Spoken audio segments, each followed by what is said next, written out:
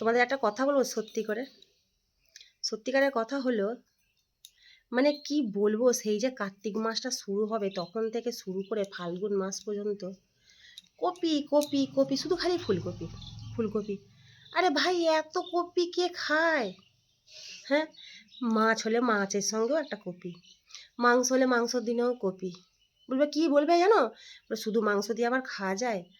Copy করো না, কপির পোস্ত করে ফেলো। আরে বাবা, পারছি না আর নিতে। ভাই, এদের ঘরে কে বোঝাবে যে কপি? আবার যদি বলা হয় যে কেন এত কপি কি করতে খাচ্ছ, বলবে এখন খাবে না তো কখন খাবে? এখনই তো কপি খাবে, শীতের কপিই তো খায়, শীতের তো সিজন চলছে কপির এখন। আরে বাবা, সিজন কতদিন চলে? হ্যাঁ, শ্বশুরমশাই বাজারে যাচ্ছে, কপি।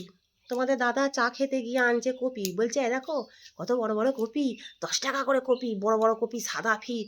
কি বলবে ভাই, জাস্ট নিতে পারছি না। এত কপি ভক্ত। তোমাদের বাড়িতে কে কে এরকম ধারা আছে বলো তো? কপি কপি, উফ।